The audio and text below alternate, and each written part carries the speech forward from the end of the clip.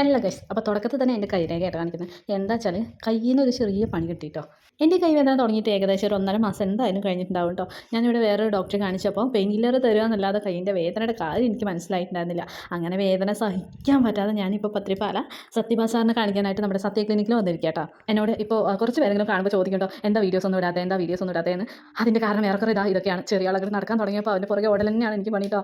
പിന്നെ ഇന്ന് രണ്ടാളെയും കൊണ്ട് വരണ്ടേ വന്നു കേട്ടോ. കാരണം രാത്രിയാണ് കാണിക്കാനായിട്ട് വന്നത്. നമ്മളൊരു 7:30 8 മണിയാവുന്ന സമയത്താണ് ക്ലിനിക്കിൽ എത്തിയത്. മക്കളെ രണ്ടാളും അവർക്ക് വരുന്ന അത്രയും കുറുമ്പുകളൊക്കെ കാണിച്ചു കേട്ടോ. പിന്നെ ഞങ്ങളിങ്ങനെ ഡോക്ടറെയൊക്കെ കാണിച്ചു. ഡോക്ടർ പറഞ്ഞു ഭാഗ്യത്തിന് എല്ലിന് പ്രശ്നമൊന്നുമില്ല.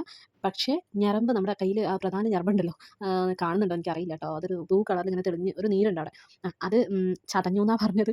അത് ഈ 1 മാസം മുമ്പെങ്കിലും കാണിച്ചു. അതായത് ഇങ്ങനെ പറ്റിയ വേദന തുടങ്ങി അപ്പം തന്നെ കാണിച്ചിരുന്നെങ്കിൽ ഒരുപക്ഷെ മാറ്റാമായിരുന്നു. ഇത് ഇത്രയും ആയ സ്ഥിതിക്ക് നല്ല നീർക്കെട്ടുണ്ട് അവിടെ, നീരുണ്ട്. അതുകൊണ്ട് കുറച്ച് പതിയാണ് മാറുള്ളൂ. അത് കൂടാതെ ഫീഡിങ്ങും കൂടെ ഉള്ളതുകൊണ്ട് നമുക്ക് മരുന്നിനൊക്കെ ഡോസിന് ലിമിറ്റ് ഉണ്ടെന്ന് പറഞ്ഞു.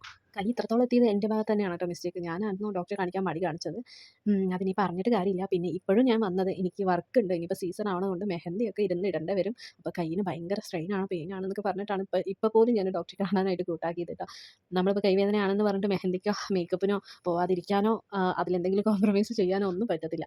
അപ്പം നാളെ എന്തായാലും വർക്കുണ്ട്. അതുകൊണ്ട് ഇന്ന് തന്നെ കാണിക്കണം എന്ന് വിചാരിച്ചിട്ട് വന്നതാണ് കേട്ടോ. പെയിൻ കുറച്ചധികം ഉണ്ടായിരുന്നു. എനിക്ക് വീട്ടിലൊന്നും തന്നെ ചെയ്യാനായിട്ട് പറ്റുന്നുണ്ടായിരുന്നില്ല.